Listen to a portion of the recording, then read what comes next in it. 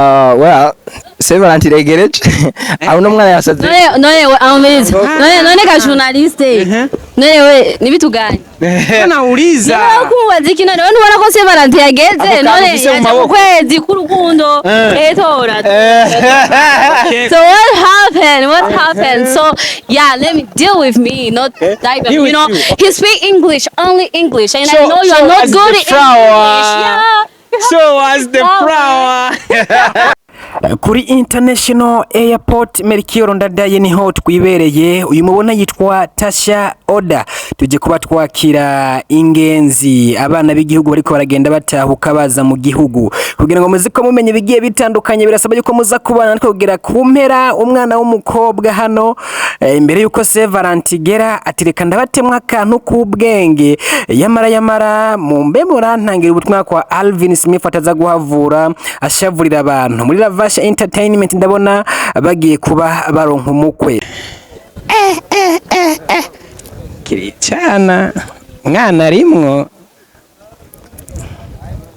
umujena rambo ya Alvin Smith ndabarahiye nguyu Star Boy wanyu nawe kabisa ndabona yego.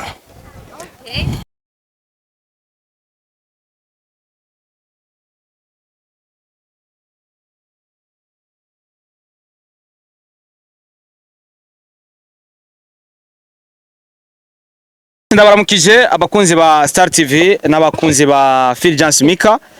Zino ni imbuga zibiri zikomeye hano mu gice cy'u Burundi. Ubwo kuri no mwanya turi ku kibuga cy'indege cyitiriwe Melchior Ndadaye neza na neza. Umubona dufite aba artiste babiri, umwe mwite Tasha Oda, uwundi umwite Winnie Divine. Sorry. Mu Cyongereza Divine. Okay. Ni bamwe mu ba artiste beza cyane, ariko kandi kwera ko twebwe tubaye kugira dushigikira aba artiste. Twaje gutegera umusaza asa neza kabisa. Wava wibaza ati niba abasomaliye hari ani ugerageje kuraba uburyo agaragara. Star Boy Umeze neza ariko? Thank you. Yeah. Divine, welcome. Thank you. Umeze neza papa? Yeah, umeze neza. Sinzi nawe. You look so good my brother. Thank you. No, I'm trying. Nitugukira as a shoot. Nikirundi yaciye. Uno munsi ngo wamukuyemo Alvin ngo wamuhaye makeya. Well, wayatanze umva muri twebwe ari ngaho ndi si hari so sinzi cyo nakubwira ngaho. Ashobora guca mu muryango agashika. Yeah, arabire ko yewe. Kabisa Divire katuma tuguha ikaze ku kibuga cyacu cy'indege cyitiriwe Melchior Ndadaye.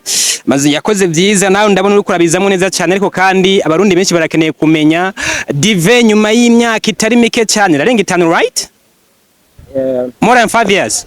Since the last time I dropped a song? Or since the last time I came here? Waringa. I was here a few years ago, yeah. Harati imyaka urumva nyene ko ari myinshi cyane. So uyu munsi bimeze gute? Tuguha ikaze, hameze neza ariko bigenze gute ngo ugaruka uno munsi? Well, several anti-regered. I don't know what else. None ka journaliste. None ni vitu gani? Anauliza. Kuwaza kina none wana ko several anti-regered. None kwezi kurukundo. Etora. So what happened? What happened? So yeah, let me deal with me, not dive. You know, he speak English, only English, and I know you are not good at English. Yeah. So as the flower. So Tasha na Divine kubera ikuno musi tubona bari kumwe bimeze gute?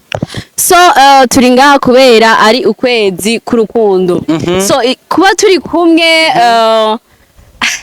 none okay nta kintu ubona tube turabibona. Okay, so yeah. Wamuhaye nagashu. Icyo nyene ubona ari icyo nyene. Ariko Tasha ari mu bantu atamye agaragaza urukundo cyane kuva aje muri bino bintu by'umuziki. Ariko uyu munsi tubona hagaragara umuntu bari kumwe. Ariko uno munsi byagenze gute? So yeah, turi mu mwaka w'ibihumbi 2025. So yeah, ibintu byarahindutse. So as the love city plus hanye. Mukoreke kugira ko mukundana nivyo. Actually, no. Most of times abantu bakundanye, you don't have to prove it. Like as long as we believe it, it's fine. Like we find like that. Okay. Kwa urukundo, ni kintu kiri mu mutima, and then umutima ni kintu kiri very complicated. When wabona abantu bakundana cyane ubaza ngo barakundanye hanyuma igihe usanga ntibarakunda. You know what I'm saying? Like there's no need for that.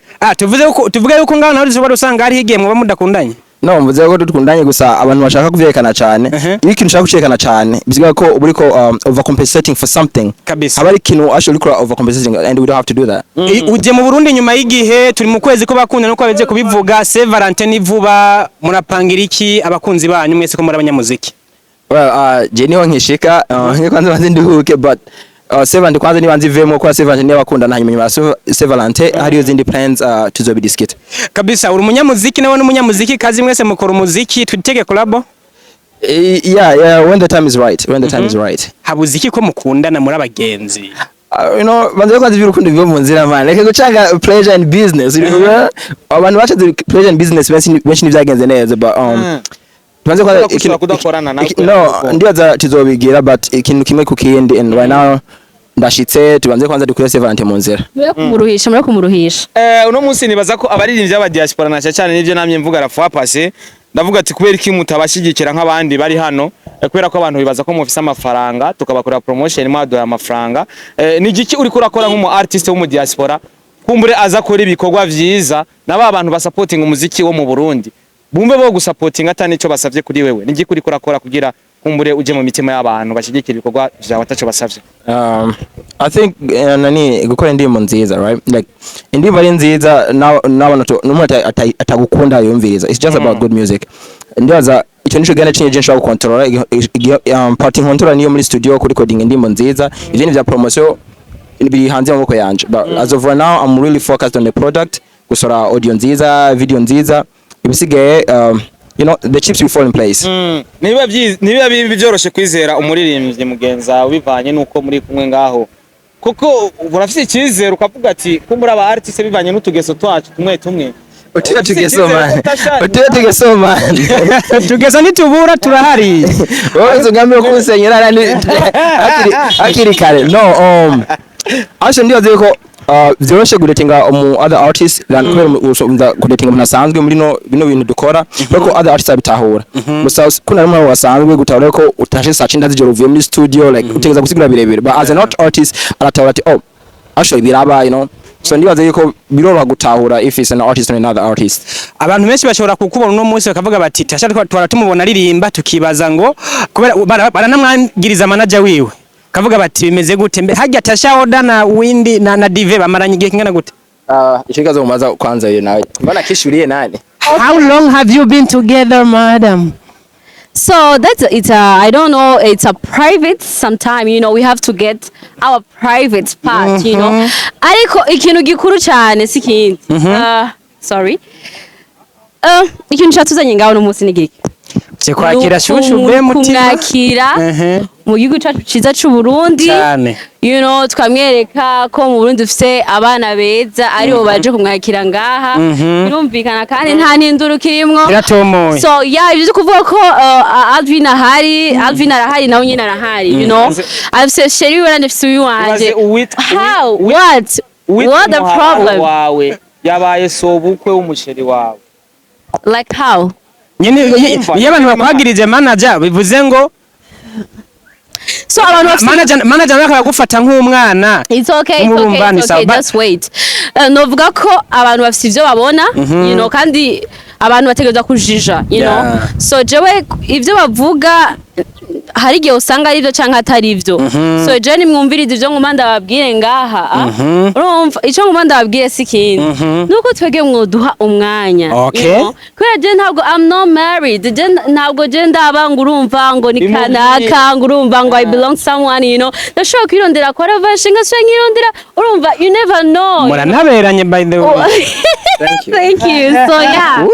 Nuko yeah. Mubanye gingana gute ko nyene aka kantu mu mujama vuze gacekanye butsikina ngo abantu benshi bamaranye igihe bakundana ngo usanga basigaye basa harimo agashusha abantu bariko baradukurikirana babyandike muri commentaire nimba hari umuntu yababe. Imyaka ni myinshi kweli ndiba namwe murabibona imyaka ni myinshi kabisa. Ni kiye kintu wamutegure do speciale we mu jewe nyene kabisa. Aho hari utuntu tunashobora kubatige. Oya ni jewe kabisa. Hari abakunzi b'umuziki bariko baradukurikirana ariko kumbure batuba bamuzi Divine kumbure nimba hari cyumuzi ko wewe ufise audience yawe hano ufise abakunzi ibikorwa vyawe ufise abakunzi ibikorwa vyawe kumbure babantu bawe tubagabure basi no kwa Divine bajeyo urashobora kuintroducinga nyine umuntu uzenye umushitsi wacu.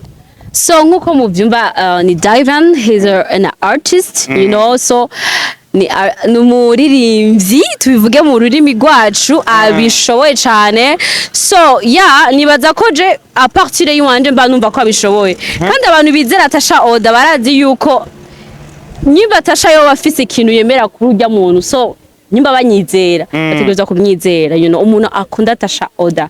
So ni direct biragendana, wumvise Tasha na Divan, you know, if you love Tasha you have to love Divan. Hambavu yuko ari umuririmbyi mwiza bikora neza, impamvu zitata abarundi n'abarundi kazi zotuma bakunda imiziki yiwe, uko ati imyaka 3 dasohora umuziki kugira ngo abarundi bavuge bati naka yandiri mu kunugu ba impamvu itazotuma bakomeza kumushigikira.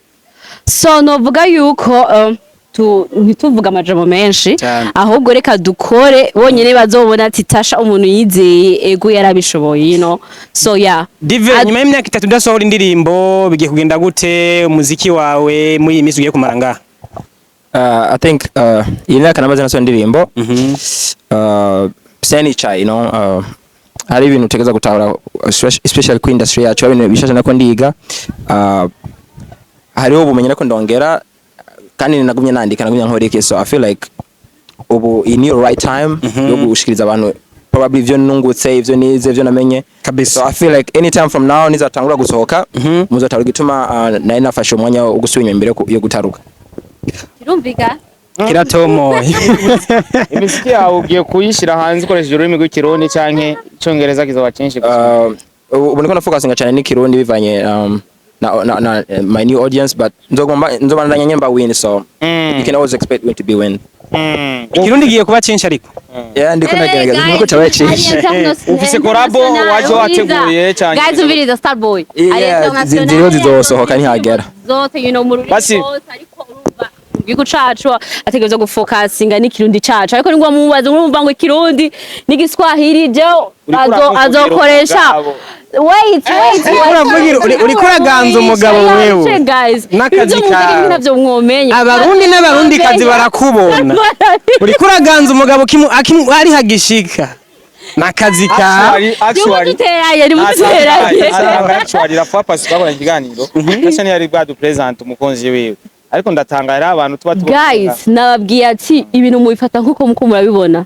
Sindatangaza yuko je naje kwakira umukunzi, ariko naje just wait, you know, wait. Ariko waje ariko murabona yuko something, you know, bivanye you know, bivanye, ariko siniko ndababwira ngo Tasha ngo yaje kwakira umukunzi wiwe wherever and what, ariko umuntu uko basi like the way you see abari kuvyakira ako kari sinavuze ngo si n'umukunzi, ariko kuntu tubibona birashaka ko bigenda kuri process, you know, tubona birengeye ubucuti busanzwe, ariko turengeye abashuti kabisa. Question mark, yeah, turengeye abashuti, ariko vuba tuzobibamenyesha ko turi mu in relationship canke wherever kabisa. Dive Star Boy yarabaje ati hari collab amaze kubutegura ugiye gukorana n'abaririmbyi bo ngaha canke bo hanze?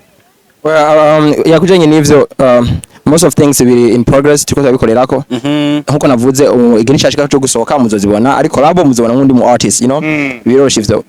Tasha Oda nk'umuririmbyi wo muri Lavasha Entertainment uyaze na manager wiwe akubwira iki? Umviriza, listen to me.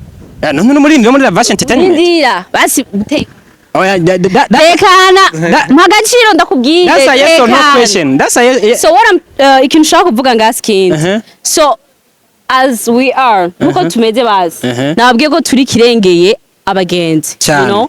So yeah, ivyo byo kuvugana na Lavashe nkuba ngo baravuganye, urumva ntiyaje kubera ngo Tasha ngo twaje gukora business, oya yaje mu Burundi kubera akumbuye abarundi, afite ibintu byinshi cyane aje kuraba mu Burundi, you know. Ariko manager ashobora gukenera mu kazi. Ivyo rero byo mu kazi ivyo nibisanzwe bitegerezwa kuba haba canke you have to chill.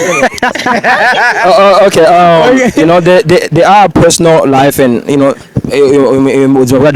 as artists, right? Yeah. So ndaza ko vyaviza mutu rekuriye ko bimwe bisigara bigwari private life kugira ngo I'm just talking about music. Bigo cyese ku abantu hama bijanye na Lavasha, that's the artist from the label. So if ever come to music transaction tuzovugana nawe as a manager, and anything outside of music, I think that's a personal life that we don't have to discuss with the guy. Okay, gira ikintu akajambo bwiye abarundi hanyuma tukore kuje kuruka kumbe zoyaga n'ibindi hanyuma. Ico nababwira happy Valentine's Day abantu bose. And then hariho umunsi mukuru wa Kenya ziri kuraza ule w'Imars. Ibisigaye tuzoba turabonana. Okay. One basi mutwe mutamuna kabizo basi kandi matigende. I don't know if it's useful. Guys, All of you. Let's go. Yeah, let's that's go. Guys, ibintu bitanguye kuja private cyane guys. Ibizova biraba muzoba mundoga mwebwe ndabazi. I think I deserve some privacy. Tufate ngo ngatwa dugijirido. Bye.